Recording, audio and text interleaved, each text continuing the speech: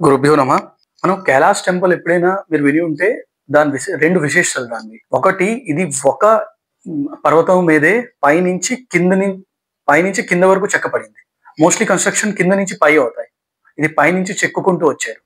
రెండో విశిష్టత ఏంటంటే ఇలా చెక్కినప్పుడు లోపల వెళ్ళేసరికి అక్కడ లైట్ ఉండదు. సో చాలా మంది ఏంటనుకుంటున్నారు ఇక్కడ లైట్ తీసుకెళ్ళడానికి అంటే ఇప్పుడు గర్భగుడి కట్టామని అంటాం కదా! అక్కడ వెళ్ళడానికి కాగడాలు లేకపోతే వేరే ఏదైనా అగ్ని సంపర్కం తీసుకెళ్లారని.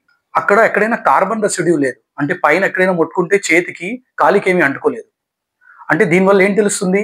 మన దగ్గర ముందు ఒక లైట్ ఆర్టిఫిషియల్‌గా తీసుకెళ్ళడానికి ఏదో ఒక మన దగ్గర ఇన్‌స్ట్రుమెంట్స్ ఉండేవో అని.